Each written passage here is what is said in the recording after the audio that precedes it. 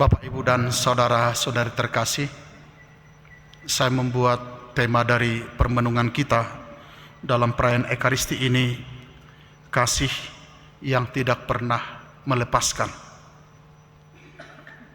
Seorang pendaki gunung pernah menceritakan pengalaman yang tidak akan pernah ia lupakan. Katanya, di tengah perjalanan, cuaca tiba-tiba berubah dan kabut turun sangat tebal, hujan mulai deras, dan jalan setapak yang semula jelas kini hampir tidak terlihat. Dalam situasi seperti itu, ia mulai panik. Yang paling ditakutkannya bukanlah hujan atau dingin, tetapi tersesat sendirian di tengah gunung. Lalu pemandunya datang, mendekati dia dan berkata, "Jangan berjalan jauh di depan saya, jangan juga tertinggal di belakang. Pegang tali ini, dan selama tali ini tetap menghubungkan kita, kita akan sampai dengan selamat."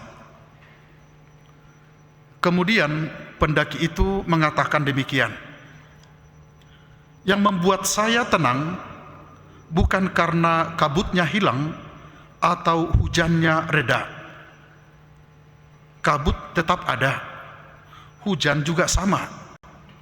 Yang membuat saya berani melangkah adalah karena saya tahu saya tidak sendirian dan saya tetap terhubung dengan pemandu saya." Saudara-saudari yang terkasih, kisah ini nampaknya juga adalah gambaran dari sebagian besar dari kita yang ada di sini. Pengalaman kita mengatakan bahwa kita tidak selalu berjalan di jalan yang tenang. Tidak jarang kita memasuki kabut, kabut kehidupan kita tentunya. Kita sakit, kehilangan pekerjaan, ada masalah keluarga, masa depan yang tidak pasti, atau mungkin kegagalan yang membuat kita hampir putus asa. Maka dalam situasi seperti ini, pertanyaan terbesar bukan kesulitan apa yang saya alami, karena kita tahu bahwa kesulitan pasti datang dalam kehidupan setiap orang. Maka pertanyaan yang lebih penting adalah, apakah saya akan menghadapi semuanya ini sendirian? Dan persis pertanyaan itulah yang dijawab oleh Santo Paulus dalam bacaan kedua yang kita dengarkan tadi dari suratnya kepada jemaat di Roma. Dengan penuh keyakinan, Paulus bertanya di dalam suratnya, siapakah yang akan memisahkan kita dari kasih Kristus? Lalu dia mulai menyebutkan semua hal yang paling ditakuti manusia. Tadi ketika dibacakan dibuat dalam bentuk pertanyaan. Siapakah yang akan memisahkan kita dari kasih Kristus? Penderitaan, kesesakan, penganiayaan, kelaparan, bahaya, atau bahkan maut. Dan Paulus memberikan jawaban yang sungguh-sungguh menguatkan. Dia mengatakan demikian, tidak ada apapun yang dapat memisahkan kita dari kasih Kristus. Segala pengalaman hidup, bahkan sesuatu yang paling kita takuti, tidak akan mampu memisahkan kita dari kasih Kristus. Saya meminta perhatian Bapak Ibu, Paulus tidak mengatakan bahwa orang beriman akan bebas dari penderitaan, tidak ada. Ia juga tidak berkata bahwa semua masalah akan langsung hilang, tidak. Yang ia katakan jauh lebih indah. Apapun yang terjadi, Kristus tidak akan melepaskan kita. Apapun yang terjadi, Kristus tidak akan melepaskan kita. Lalu Injil hari ini menunjukkan seperti apa kasih Kristus itu. Yesus melihat ada ribuan orang yang mengikuti dia ke tempat yang sunyi. Lalu ketika hari mulai sore, tentu orang-orang ini lapar. Yang gelisah itu para murid. Mereka mulai melihat apa yang ada pada mereka. Para murid mulai menghitung-hitung keadaan. Makanan tidak cukup, uang tidak ada, desa-desa tempat di mana ada makanan dijual juga masih jauh. Maka kesimpulan mereka sederhana. Dikatakan tadi bahwa mereka datang kepada Yesus, lalu mereka berkata, suruhlah mereka pergi.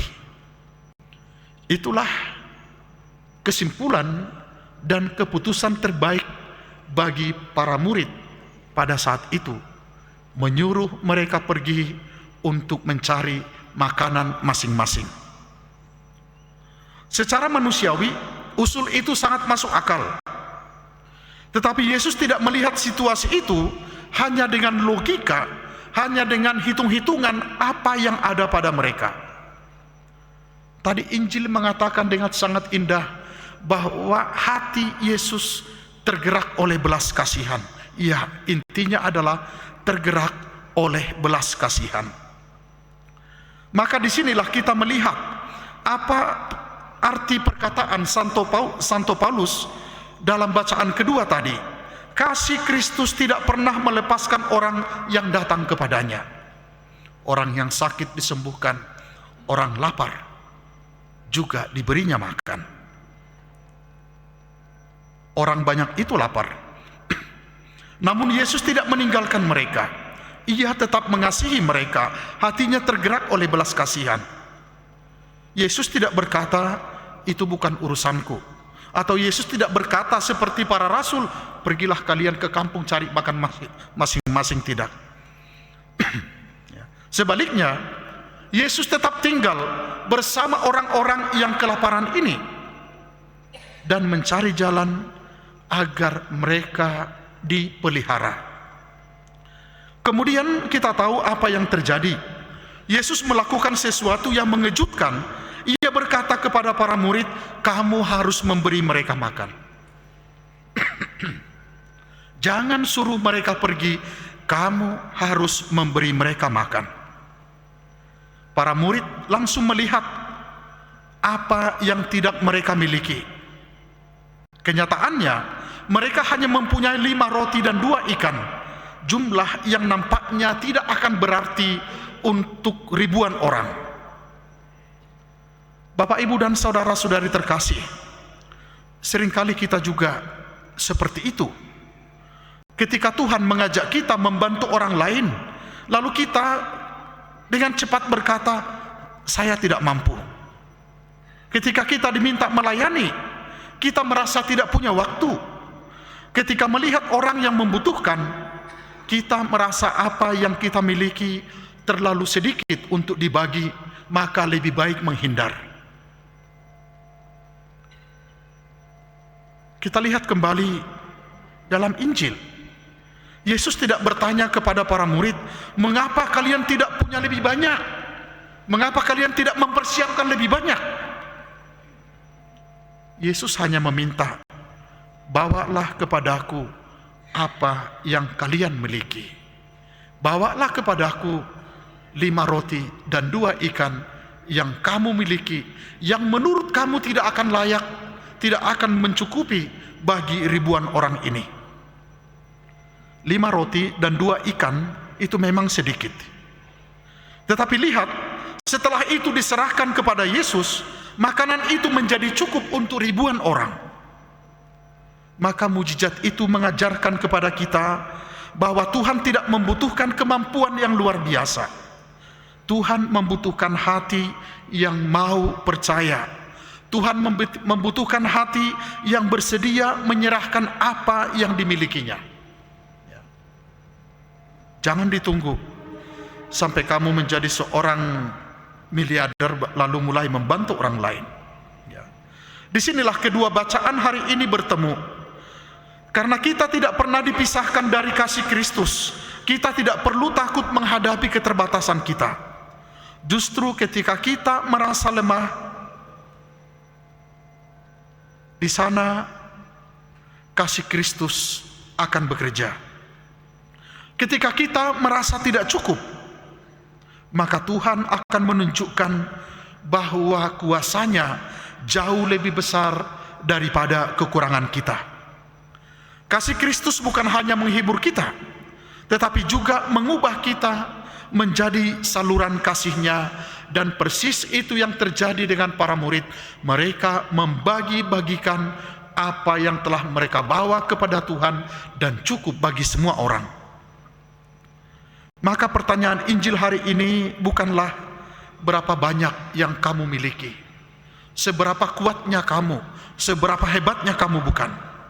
Tetapi pertanyaannya adalah, apakah kamu mau menyerahkan apa yang ada padamu menjadi milik Tuhan dan kamu gunakan demi kebahagiaan orang lain.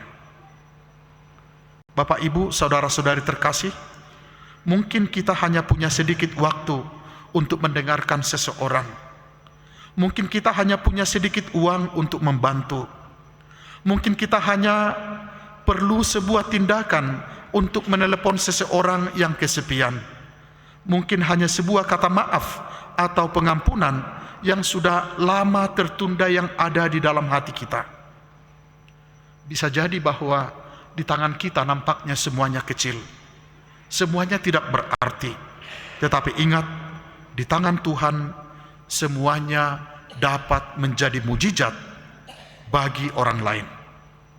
Maka hari ini marilah kita pulang dari perayaan ini dengan dua keyakinan. Yang pertama, tidak ada penderitaan, kegagalan atau kesulitan yang dapat memisahkan kita dari kasih Kristus. Ini oleh-oleh yang bisa kita bawa pulang, ya, dari perayaan ini. Tak ada penderitaan, kegagalan atau kesulitan yang dapat memisahkan kita dari kasih Kristus. Yang kedua, karena kita selalu berada di dalam kasih-Nya, kita tidak perlu takut memberikan hidup kita bagi sesama. Sebab ketika apa yang sedikit yang kita miliki lalu kita serahkan kepada Tuhan, Tuhan yang akan membuatnya menjadi berkat yang melimpah bagi orang lain. Itulah kabar gembira hari ini. Kita tidak akan pernah berjalan sendirian. Kita selalu dipegang oleh kasih Kristus. Dan selama kita tetap berada di dalam kasih-Nya, akan selalu ada harapan, akan selalu ada jalan, dan selalu ada mujizat yang dapat Tuhan kerjakan melalui hidup kita. Sekali lagi, kasih Tuhan tidak pernah melepaskan kita. Amin.